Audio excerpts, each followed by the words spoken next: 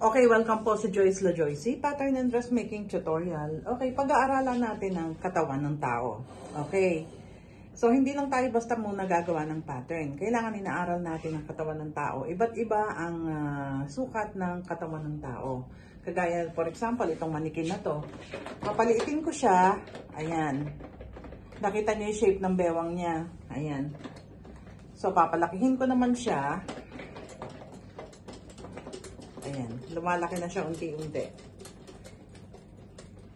Okay, ganyan ang tao. May kanya-kanya tayong sukat ng katawan. So, paano ka makakatabas ng damit? Okay, paano ka makakatabas ng damit? Ano ba ang umpisa? Siyempre, nagtataka kayo, paano kaya yung pagkat? Okay, alam nyo pagtahe pero hindi nyo alam ang pagkat. Kaya nga ang sabok natin, inuna ko talaga yung likod. Pagka nagsusukat tayo, likod po talaga ang una. Okay, likod. Ayan. So, ito siya, Ito, yung 1 to 13. Ayan yung likod, 1, 2. Importante ito kasi dito kayo magsisimula nag-pattern. Hindi nyo kailangan sukatin muna yung mga braso, yung mga legs. Hindi importante yon. Saka na yon. Pag natutunan nyo na ito, itong 13 na to, dun na kayo sa sa second step kung paano nyo susukatin naman yung mga kamay, kung ano may mga dagdag na sukat. Okay. So, una muna talaga, ang pagsukat, yung shoulder muna. Number one. Pinaka-importante yung shoulder natin. So, practice nyo. Ano ba ang shoulder? Ang standard po ng shoulder ay standard 40 cm. Yan, hindi ka nasasablay doon. Sa inches, 15. 15 ang standard. Okay, 15 ang standard. So, 'di ba? Alam mo na yung shoulder, eto na siya. Shoulder. Una, number 1 shoulder. Ano ba ang wag kayong susukat ng medyo ng lawlaw. Eksakto nyo lang siya. Tapos doon nyo siya lalaruin. Okay. Shoulder ang una. Ito siya. Ito mula dito. Okay. Mula dito hanggang dito, sukatin nyo 'yan. Shoulder. Okay, practice. Ayan. Tapos yung sukat ng mula dito sa tao, mula dito hanggang dito sa may pinakamalalim na parte ng likod niya, ng bewang niya. Okay, yan. Yun ang back figure na tinatawag natin. Okay, ayan. 1, tapos 2. Ayan, ito yung likod. Tapos yung harap, iharap na natin si manikin. Ayan. Paulit-ulit ko tong binibidyo kasi syempre may mga bago tayong nagiging member. So nagtatanong, ako curious sila ba? Centimeter po ang ginamit ko. Masanay kayo sa centimeter, saka na kayo sa inches. Pag marunong na kayo, pwede nyo nang laruin ng centimeter tsaka inches. Baliktaran lang yan. Pagka 3 cm, ibig sabihin, almost 1 inch yun. Okay, almost 1 inch pwede na. Ganon. Hindi naman tayo masyadong maselan sa pagdating sa sukat. Kung mga konting-konti lang naman is pwede na. Pagka sa atin lang. Pero sa ibang customer kasi, pagka yung isang guhit na to is nag times 4 na yan, is nasa half inch na. So big deal sa kanila yon. Pero sana wag kayo maka-encounter ng customer na 1 cm ay big deal. Kasi meron yan, hindi pwedeng wala. Meron customer na talagang medyo papahirapan kayo pagdating ng araw. Lalo na pagka mahal ang singil yung sa damit. Okay, dito na tayo sa pangatlong sukat. Ano ang pangatlong sukat? Eto na siya. Isang bagsakan. Okay, isang bagsakan. Hanapin mo yung nipple. Okay. Yung nipple niya hanapin mo. Eto siya. Tutok ka kay nipple. Tapos kuhanin mo din yung underbust niya para makuha mo yung empire kasi ito empire to eh. Actually, ang empire hindi importante sa pattern number 1 pero gusto ko kayong sanayin na mayroong empire. Kasi sa mga pattern na gagawin nyo is kailangan ng empire talaga. Kailangan nyo yung guide ng empire. Okay, isang bagsakan ng tape measure, kuhanin nyo si nipple. Kuhanin nyo yung down under bust, okay? At kuhanin nyo rin yung haba ng katawan niya. Ito yung front figure na sinasabi. Haba ng katawan, okay? Sabihin nyo kay client, magpamewang ka nga. Kasi pagka namewang yan, tututok na siya dito. Kung saan yung kamay niya, ayun, doon kayo tumigil. Front figure yan. Okay. Ilan na tayo? 5 na. 'Di ba? 2 sa likod. 3, 4, 5. 5 sukat na. Okay. Pagkatapos ng isang bagsakan na tape measure, na puro patayo, sukatin nyo naman yung bust line niya. Bust line. Pang-anim. Okay. Ito yung empire sa baba ng suso. Okay. Puro na pabilog yon. Hindi na kayo aalis sa pabilog. Tapos kay waistline, pabilog. Kay first hips, pabilog. Okay? Kay first hips. Ayan. Tapos kay second hips. At saka kay above the knee. Okay, ayun. Kay above the knee. So, puro pabilog, pabilog, pabilog. Tapos, dito na tayo kay armhole. Si armhole, sukatin nyo. At saka yung bicep, yung muscle. Okay, yun lang. 13 lang yung ipapamemorize ko muna sa inyo. Hindi nyo kailangan yung maraming sukat. Saka na yun. Kasi gagawa tayo ng pattern. Okay, sa paggawa ng pattern, okay, nagawa nyo na. Doon po, pakicheck nyo po yung book. Okay, nasa book yan, yung first page. Ayan, eto na si likod. Siyempre, unahin natin yung likod. O yan, nakikita nyo na yan. Paano ba natin to ikakat yung likod? Okay, sa pagtabas, ang kailangan lang natin itong kalahati. Okay, kalahati lang.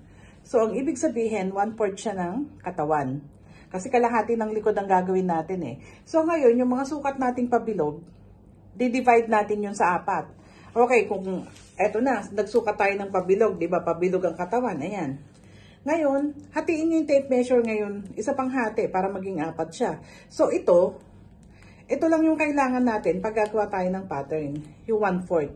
Okay, 1/4 ng sukat. So, umpisahan natin ang paggawa ng pattern.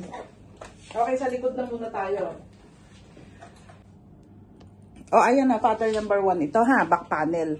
Ang ating likod ay isa lang yan. Hindi yan, laging ito ang gagamitin natin na pattern. So, ang pattern number 1 is magagamit natin sa kagaya nitong suot ko, polo.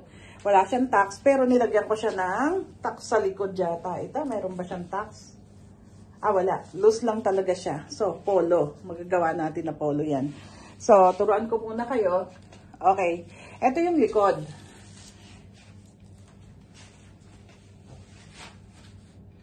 Okay, sa likod, halimbawa dress itong gagawin natin, ha? Kunyari dress. Dito muna tayo sa fit na damit. Okay. Ito yung nilagyan mo na kasi ito ng allowance. Okay, dito tayo mag-uumpisa. Ayan. Okay. Okay, ginuhitan ko kasi dito tayo. Ito yung home base natin. Ayan. Dito ako nag-uumpisa. Medyo pabaliktad ako kaya ito yung parang pinaka-zipper natin to, ha. Okay, zipper to. Dito tayo magsi-zipper kunyari. Yan, zipper. Back panel to, ha. Back panel. Yung likod ng damit natin gagawin natin. Okay, paano tayo makakapaggawa ng pattern? Siyempre kailangan natin yung leeg. Okay, yung leeg natin. Yung distance ng leeg natin, standard po ay 7. Alam niyo kung bakit maliit? Kasi yung mga payat na bata, gusto nila, halimbawa, nandito yan yung leeg natin. Dito ko yan sinukat, ha. Kasi ito, small medium yung ating pattern sa book. So, yun ang standard ng, standard size po yun sa manikin. Ayan, 7 lang muna tayo, 7 cm. Okay, 7 cm. Ang distance mula dito, sukat kayo ng 7 cm. Centimeter tayo ha, 7 cm. O, ayan. Tapos, tuldok-tuldok ka lang dyan. Okay, mula uli dito. Okay, mula uli dito, sukatin mo yung kalahati ng shoulder mo. Okay, kalahati ng shoulder, so dito siya. Ito siya. Di ba nga meron tayong down 2? Yung down 2, yun ang ibababa natin para kay shoulder. O, dun sa mga baguhan ito ha, yung mga marurunong na, alam na nila ito, kasi nakapag, nakapag face-to-face tutorial na. Yung iba. So, sa mga baguhan, ayan. Ito yung mga down natin. Down 2, down 20. Nilagay ko dito. Check nyo po sa book. Okay, para makasabay kayo. Ito yung mga guhit. Kahit ako, ngayon pag nagpa-pattern ako, nilalagay ko pa rin dito kasi may mga design ngayon ng mga damit. So, nagagamit ko ito. Ayan, ito yung 8 guhit natin. Yan, para madali kayo makagawa ng pattern. At itong mga guhit natin na ito, is magagamit natin ito sa mga susunod pa nating pattern. Ayan. Kaya wag nyong wawalain ito. Kung talagang gusto nyong matuto ng pattern making, kailangan meron kayo nitong guide. Guide po kasi natin ito. So, ito yung 8 guhit. 1, 2, 3, 4, 5, 6, 7, 8. Okay, ito yung upper part. So, senior cut ko na. May palda na tayo dito. Ito na yung palda. Dinuktong ko na. Kung paghihiwalayin nyo, ito pa rin yung guide nyo kung gagawa kayo ng blouse. So, andito siya. Kaya isang pattern lang yung likod natin. Diniretso ko na siya sa palda. Ngayon, ito na. Nakakuha na tayo ng shoulder. Ito na siya. Ngayon, i-connect na natin si shoulder. Ibaba na natin kay down 2. Okay, para makita nyo na meron na tayong balikat. Ayan na. Okay, ayan na yung balikat natin. Okay, kino-connect ko na siya. Ayan. So, eto, ibilog na rin natin ito. Ibilog ko na siya kasi eto yung neckline natin. Okay, ayan. So, gagawin natin para hindi kayo maligaw. Lagyan natin ng ibang kulay. Okay, ayan na ha.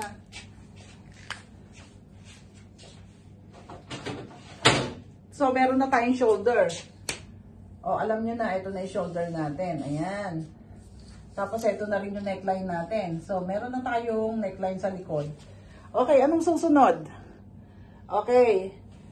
Ang susunod is yung distance ng tax natin. Okay. Kailangan, kumbaga dress ito na, medyo nakapit. Hindi siya masyadong nakapit. Alam nyo kung bakit. Kasi may singaw siya dito. Ang tax natin is dito lang. Hindi pa tayo kasi maraming klase ng tax. Okay? Normal lang yung tax natin. Okay, ang distance natin mula dito tayo kay down 20 ha. Ito kasi si down 20. Okay, ito si down 25. Kabisaduhin nyo to. Down 32 cm ha. Centimeter. Okay, cm. Down 42 cm. Tapos pagdating dito, hanggang dito kay waistline, down 12 cm para makakuha tayo ng tax. At saka, mula dito kay waistline hanggang dito is down 25 cm. At mula dito ulit kay waistline hanggang sa baba is down 50 cm. Sa ano yun? Sa baba sa ibaba ng tuhod.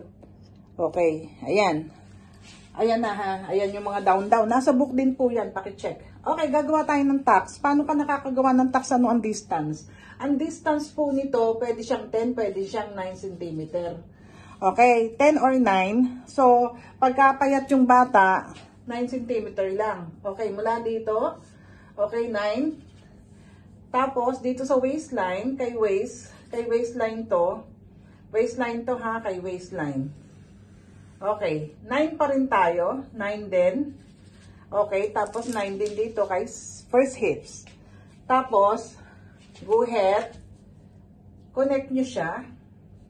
Okay, guhit ng diretso. Ayan. Guhit ka ng diretso para makapag-tax ka. Okay. Guhit ka ng diretso. Kay waistline, kasi nga ito likod to. Ang sukat ng likod natin is hindi siya kagaya sa harap.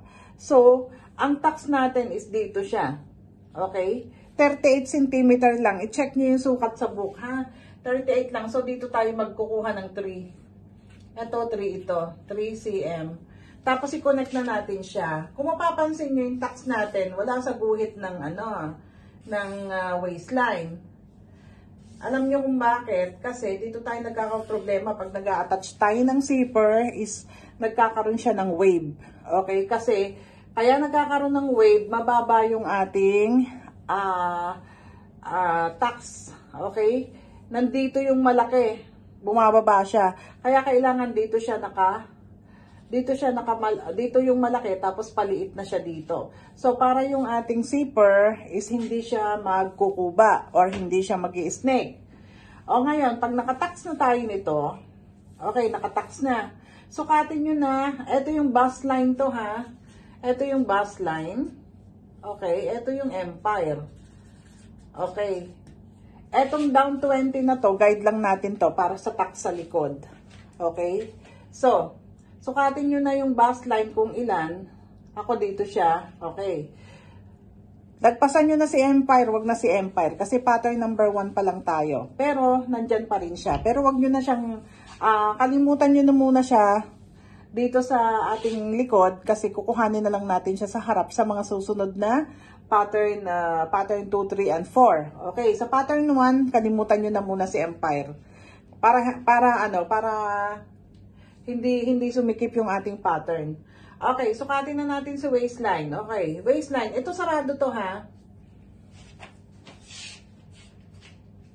Pag magsusukat kayo, alisin nyo to.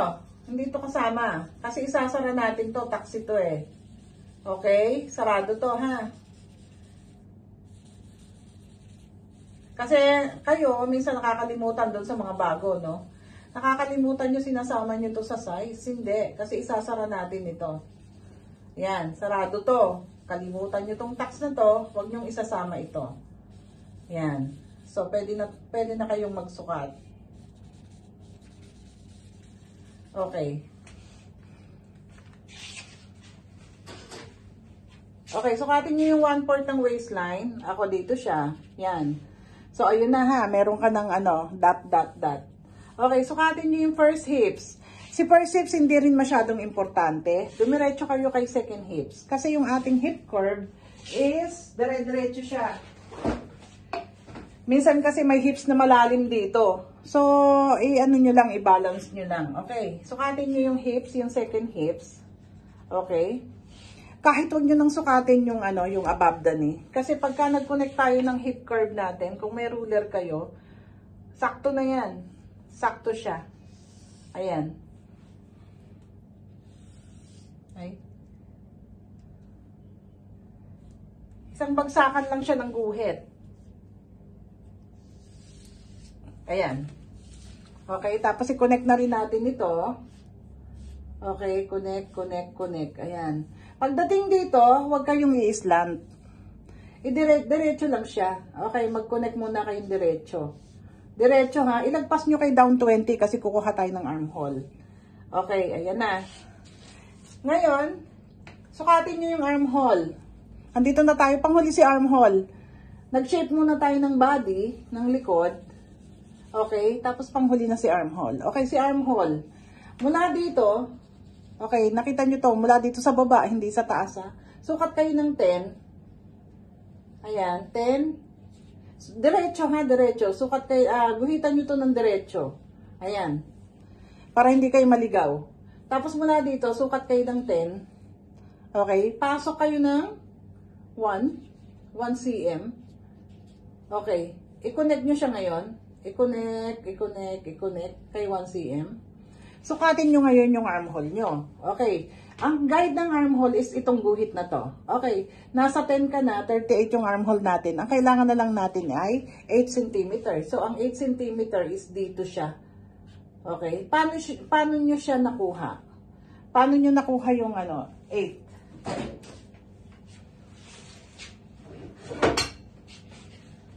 Para hindi kayo mahirapan, kung meron kayo nito, i-ano nyo lang. Ayan o. Kailangan nyo ng 8. Bilangin nyo yung bilangin nyo to centimeter o. 1, 2, 3, 4, 5, 6, 7, 8. Teka, dito. Okay. 38, meron ka ng 10. 9 pala, 9. Kasi 18, yung kalahati ng 38 is 19. So, eto 10 na to. So, kailangan mo ng 9. So, ayan. 1, 2, 3, 4, 5, 6, 7, 8, 9. 10 ito. Ayun, 9. 1, 2, 3, 4, 5, 6, 7, 8, 9. Ayun. Konti lang. Binaba ko lang siya ng konti. Nasa 9.5. So, ayan. Ayan siya. Okay, meron na kayong armhole. Ngayon, paano nyo nakuha to, di ba? Yung guhit na diretso, tapos pasok ka ng 1 cm, pa-slant ka na. Tapos,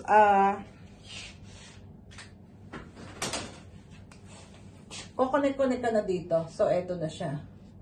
Ayan. Oh, eto na yung armhole natin.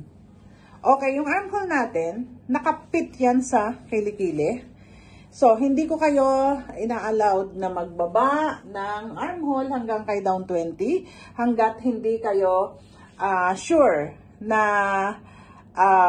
nakapag-fitting si customer. Kasi ito, pwede nyo siyang ibaba.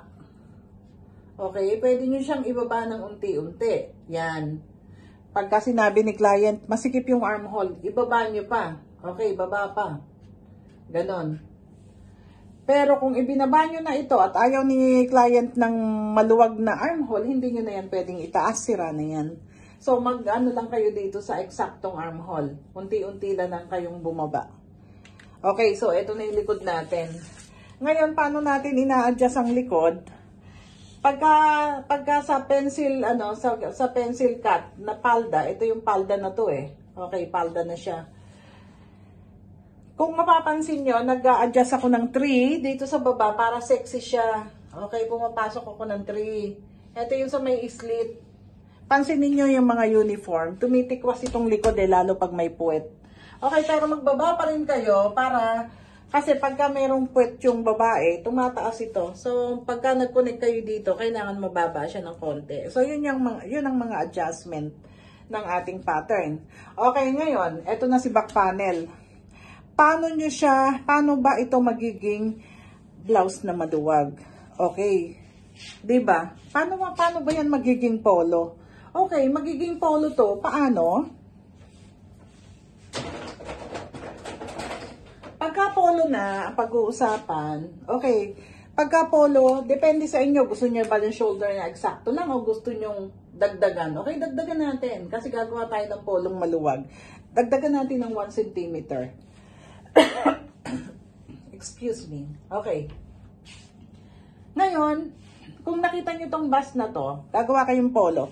Depende rin sa inyo kung gusto nyong ilagay itong tax na to, or wag nyo na siyang ilagay, pero ito na yung sukat. Ngayon, polo nga, syempre wala siyang waistline. So, etong ating armhole, dagdagan nyo lang siya ng 1 cm, ibaba nyo lang siyang ganon. Ayan. Magdagdag lang kayo ng 1 finger sa gilid. Okay. Dito sa waistline, 2 finger. Tapos, dito sa hips, kahit 1 finger. Okay. Ang gusto nyong haba ng polo, second hips. Okay, ayan. O, yan na, may guide na kayo. O, gusto nyo, amboy. O, iganon nyo siya ng konti, kalahati nitong guhit. O, meron na kayong likod ng polo. O, ayan na. Ito pa rin yung pattern nyo. Okay. So, maraming magagawa ang pattern natin sa likod. Ayan na, meron na kayong pattern ng polo. Ngayon, itong leeg. Okay. Gusto nyo siyang luwagan. Kasi masikip ito. Adjust nyo lang siya. A-adjust nyo lang siya. Pero, same pa rin ng down 2. Huwag nyong ibababa. Depende sa inyo kung gusto nyong i-V. Okay lang. Pero, ito yung pinaka-normal na niya, na lalim talaga niya. Pero niluwagan nyo lang siya. Oh. Ito na, nagluwag na tayo. So, laging ang inuuna nyo is yung likod. Kasi, ito yung magiging guide natin sa harap. Okay? Ayan. Ito yung natin ito yung nagkamali ako ng guhit. Dapat pala yung dito lang ako. Dito lang naman yung dinagdag natin eh. Okay, ito yung dinagdag ko sa armhole ito yung armhole ng polo natin. Ayan, pababa. Ayun. Tapos, ayan lang siya, oh. Ito lang yung luwag na dinagdag natin kung gusto nyong tapas ng polo. Oh. Ayan. Sa pattern 1 tayo, kukuha ng pattern pag gusto niyo ng polo. Okay. Kasi yung collar natin sa sa pattern sa book 2 yung mga collar. Okay, kaya hindi ko matapos-tapos yung book 2 kasi ang dami kong gustong idagdag. Kukumplitohin ko na para isang bagsakan na lang. So, ito na yung back natin, ha. Okay, kung dress naman yan, diretso na kayo dito. Ang zipper natin, from the waistline, sukat kayo ng Sukat kayo ng ano, at least 7 or 8. Hanggang dito, ang zipper natin, ito. Okay. Mula dito sa taas, kung saan naabot. Pero ito yung ano, ito yung pinakahuli paakyat kung saan abutin. Yung iba, nag-v-neck sa likod. Ayan, nag-v siya. Bahala kayo kung anong gusto nyong design ng mga neckline nyo. Pero ang itinuturo ko lang sa inyo, syempre, doon tayo sa pwedeng i-adjust. So, ito na yung back panel natin.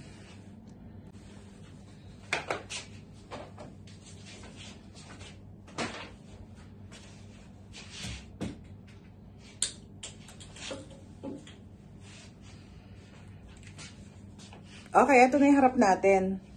So, yung harap, ano ang pagkakaiba ng harap? Okay, ang harap may plus 3. Ito yun. May plus 3 tayo sa harap. Ito. Okay. Tapos, yung ating tax, pareho lang pareho lang ng likod. Tapos, yung ating tax is nag-start siya syempre kay bus line. Okay. Wala dito. Pakita ko sa inyo yung likod.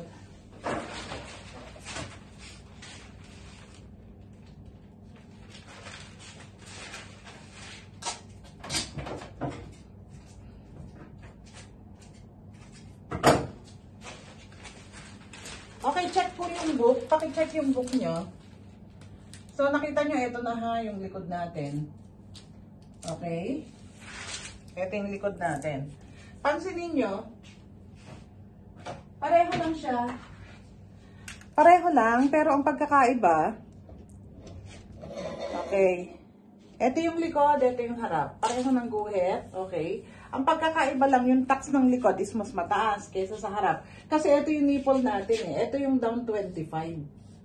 Yan. Ito si down 25 to, di ba? Ayun, down 25 cm. Ito yung ating nipple. Ngayon, kung ang nipple nyo is mas mababa, so, bababa pa yan, pupunta yan dito. Magbabago itong tatlong guhit. Okay? Isusunod nyo yung likod. Isusunod nyo yung likod. Dahil sa likod kayo, so yung guhit nyo is bababa. Hahaba yung figure natin. So, ito yung harap natin. Okay, sara natin. Pareho yan sa likod at saka sa harap. Yan. Pag gagawa kayo ng uniform, ng picture, o ano, ito yung guide nyo. Yan, ako ganda ng sukat niyan kapag nasunod nyo ito. Ayan. Ngayon, yung plus 3 natin, bakit tayo may plus 3? Para makahinga. Kasi yung ating, mas malaki yung harap kaysa sa likod eh. So, saka ko na i-explain uli yung plus 3 na yan. Pag gagawa tayo ng cocktail, ibabawas lang natin yan sa likod. Para hindi siya maluwag. Okay. Ito kasi, pattern number 1 ito. Okay, plus 3. Huwag nyo kakalimutan. Hindi kagaya nito. Ito, walang plus 3 yung likod. So, pareho lang ng mga size ang gagamitin nyo. Magpa plus 3 kayo sa bus. Yun lang ang pinagkaiba. Tapos ito, ganun din, diretsong hip curve lang yan. Okay, ayan na, meron na tayong muka. Ito pa, ang pagkakaiba, kung ito 7 cm yung likod, ito 6 lang, 6 cm. Hindi pwede siyang pantay yung likod at harap. Kasi kapag biniyak nyo ito, luluwag ito. Ang tendency niyan is magkakaroon tayo ng hangin dito sa neckline. So, kumukulubot ito. Okay, kaya kailangan mas maliit yung neckline natin sa harap kaysa sa likod. Ayun. Ngayon, paano magpapantay? May tanong. Paano magpapantay yung shoulder? Ang ating mother pattern ay yung likod. Sukatin nyo ito at saka ito. Sukatin nyo din ito at saka ito. Kung malaki ito, magbabawas kayo dito sa shoulder ng harap. Okay. Ang ipagmimit ninyo, itong sa may neckline. Ang susobra, kung nakalimutan nyo na magbawas, bawasin nyo na lang siya dito. Okay, ngayon ang armhole natin, kung dito is 1 cm pasok, dito 2 cm. Okay, mas malalim yung cutting ng harap kesa sa likod. Okay, kung 1 cm kay likod, 2 cm naman kay harap. At saka, ganun din, down 10 cm. Okay, tapos, hanapin nyo na yung armhole nyo. O, kung makikita nyo yung distance ng armhole, eto hanggang dito 3. Eto hanggang dito 3 cm. Pareho yan, pantayan yan. Ngayon, pag napagdugtong nyo na, Kung mapapansin nyo muna, ito muna. Siyempre, i-ano nyo to. Tawag nito, ikukurbada nyo to. Hindi pwedeng kanto-kanto, hindi naman to lamesa. So, aalisin nyo to, ha? Itong maliit na to. Big deal yan kapag ka sa customer is nakita yan na ano, na nakatusok yan. Okay, yun, i-adjust nyo lang. Kailangan nakakurba yung ating ano, yung ating mga tacks, hindi yung tulis-tulis. Kahit dito ikukurbada nyo to. Ayan. So, eto na yung ating polo. So, i-adjust na rin natin ito. Siyempre, hindi pa nag-adjust ako sa likod. So, mag-adjust na rin tayo ng armhole. Ibababa na natin. Pwede na natin ibaba kay down 20 yung armhole natin. Kasi, pampolo na to, maluwag na to. Tapos, ito kay down 3, ganun din. Sige, gusto nyo magdagdag pa kayo ng ganon. Ayan. Tapos, one finger lang kay hips para hindi masyadong maluwag. Tapos, ayun din, amboy na natin. Ayun. So, meron ka ng polo. So, anong gusto mong neckline? Pagka polo, ito na rin yung neckline nyo, ha. Huwag nyo babawasin. Pero kung gusto nyo, blouse lang siya, na normal. So, i-check nyo kung ilan ang inalis nyo dito sa likod. Okay, ganun din sa harap. So, gusto nyong maluwag na round neck. Okay. Gusto nyong square neck. Okay, square neck. At gusto nyong V-neck. Ayan. Lalaruin nyo lang yung collar nyo. Kung ano-anong collar ang gusto nyo. Ang kunong neckline pala. Okay. Pero kung gusto nyo papolo, na kunya true nice ito, so mag-a-adjust lang kayo dito syempre sa harap. Diba? Para dun sa putones. So, ito rin ang neckline na gagamitin nyo. At saka itong sa back panel. Ayan. So, dito nang gagaling yung ating mga damit. Ayan. Alam nyo na yung basic. So, makakagawa na kayo ng mga ganito. Si collar is ituturo natin unti-unti. Meron naman yan sa YouTube at saka sa Pinterest. Hanapin nyo yung mga collar. Basta i-check nyo lang yung neckline nyo kung ilan. So, makakagawa na kayong collar. Mag-invento na lang kayo kung paano kayo collar. Tignan nyo yung mga collar ng mga damit nyo. So, ito lang yung pinaka-importante na dapat nyo matutunan. Okay? So, ang kasunod nito is yung manggas naman. Pero nasa book din po yung manggas.